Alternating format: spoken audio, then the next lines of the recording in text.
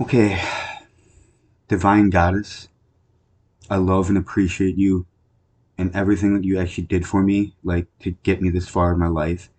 Because without like any like sort of things that you did for me, like throughout all the things that happened in my life, I don't think I would have made it this far. I don't think I'd be here today if it wasn't for that. And I just got to keep on praying to Divine Goddess as much as I can. Times are getting tough for me. I'm going through spiritual battles, and the CIA is playing hardball again. But I'm not going to talk about that as much.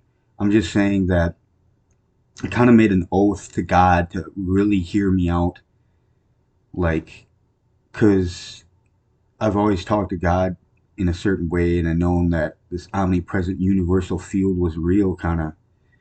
And it's not like I hate God, but if I continue to just say, put that hate word in front of God and say, I'll unhate you until you get me a girl, to be with, and that eventually I can have all my needs satisfied within myself so I can create this Hobbit home society and stuff for the benefit, because I want the planet to wake up like drastically, to snap out of this matrix that they're in, to get into a better system so things can be better. We adapt to things that we don't want. We adapt to what we don't want. So, meaning that we grow accustomed to things that are not beneficial to our soul anymore, but we grow used to that, thinking it's normal. We've been so suppressed. We've been suppressed from our emotions and things like this, where it's bad for everybody. And I know for a fact a long time ago that they got everybody in on this, what the CIA is doing, and subliminal messaging. It goes deep. It goes real deep, but nobody can fess up to it. And I know this for real on a certain level, but if the divine goddess doesn't want me to hate God anymore, I won't. I won't hate God anymore. And I don't really want to hate God. I just want God to realize what he should do for me. Get me a girl to be with, and I'd be happy, you know what I mean, and stuff like this. And I I'm not ungrateful for the things that do happen in my life, the little nurturement that I do get. But I've just been sick and tired of being sick and tired. And what happens is that my life feels like I'm trapped in my own vessel. Like I'm trapped with my life. I'm going through certain amounts of hell in reality where I never want to take it out on the divine goddess, or you know, the collective consciousness of the females. You know, so what I'm trying to say is that I repented and I started crying to the divine goddess, and the feminine, energy, and all the masses of the females. So I just repented and I started crying and I really meant it. And it's not like me to be that resentful because of the fact that I never had what I needed in this reality. And I'm a 28-year-old virgin, so I'm almost going to be 29, and February 5th is my birthday. I'm going to be 29 years old. See, the thing is I almost had sex with Beverly in Kentucky all the way, you know what I mean? So I pretty much had sex with a girl, you know what I mean? But that was in Kentucky. And it was a little bit different in Kentucky, where there was more people that weren't associated with the CA as much, the homeless population, you know what I mean? As much. But what I'm trying to say is that they're still aware of the CIA and everything, of course, like everything else is. But they've been playing hardball, and it's my life's bad enough. My life's rough enough, bad enough, and they started playing hardball right when I started quit smoking weed again. I'm on day 2 of not smoking weed. This time I'm going for 11 days until I see my PO next. So I'll tell her it's been 11 days. I'm doing good. But without that coping mechanism, it gets me so riled up, and when they nitpick and stuff, that gets my anger up. And when my anger gets stirred up and stuff, what happens is it stirs up the CIA.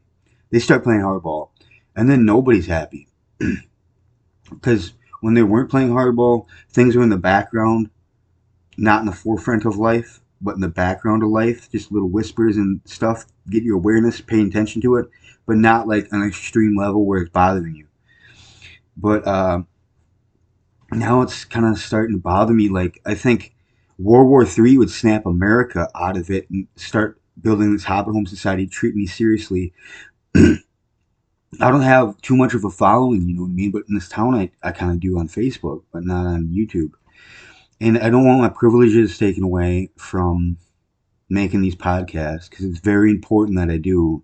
And to do this is my life mission and goal.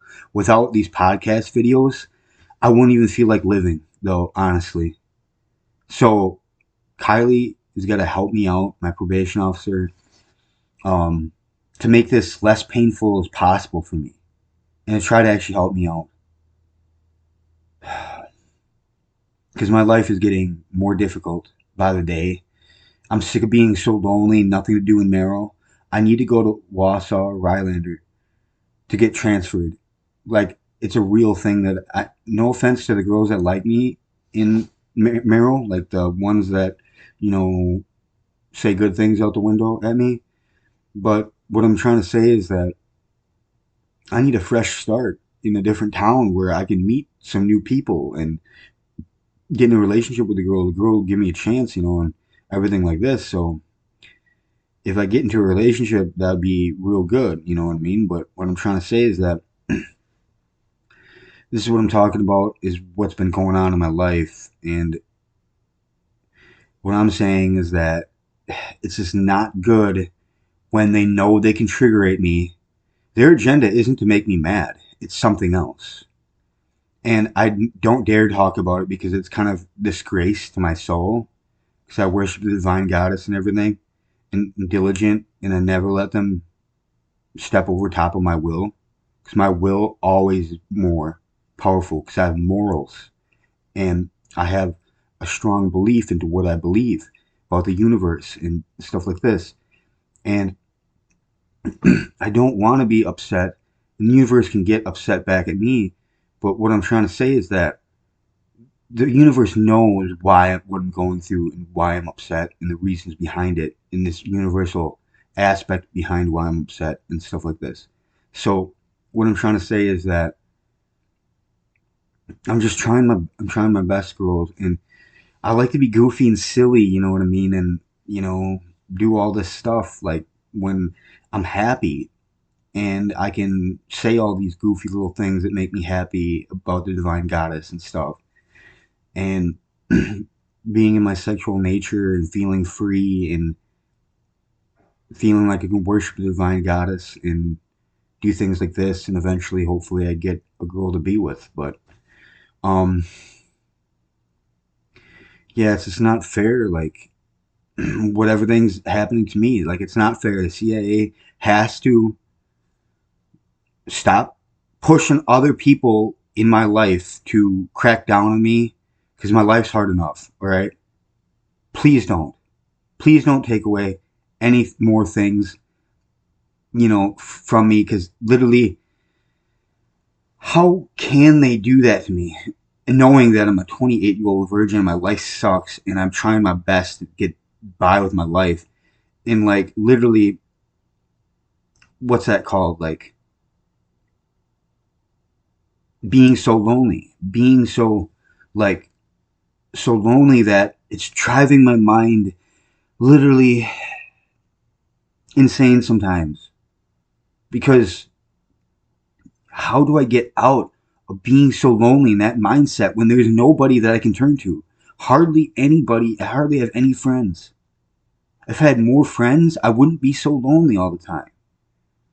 And a lot of people are busy in this world, and this world is just so cruel and evil. Like, this world's evil and cruel, and everything's so hard-hearted. Nothing's light-hearted anymore. Like, where's the light at? You know what I mean? It's starting to, like, really make me upset. Like, I swear the demons that are in different dimensions are trying to infiltrate this realm. And when they do, sometimes heaven infiltrates it, sometimes hell infiltrates it. But what I'm trying to say is that heaven just has to win. The light has to win, because what if something happens where I get so depressed and so lonely that I just drop dead from a broken heart? You know what I mean? Then would you feel bad about me, Divine Goddess? I mean, I know the Divine Goddess helps me and stuff like this, and I pray as much as possible. And if the Divine Goddess tells me it's not right to hate God or whatever, then I won't. But I'm trying to make a point to God so He can listen. God can listen to actually do something in my life for real. Like, this is not no game or joke. So what I'm trying to say is that Neo worships Divine Goddess. Divine Goddess, hope you're doing all right. And yeah, this is what I'm trying to say. I'm trying my best not to talk about the girls in this podcast. It's just that I was talking about mainly something else. So Kylie, please, if you're watching this video, I'm trying to not talk about it anymore. I'm just trying to talk about specific girls and the Divine Goddess. So that means like Kira, my love for Kira, or Sedera. You know what I mean? And that would be all right. So anyway, yeah. Anyway, have a good day. All right, bye.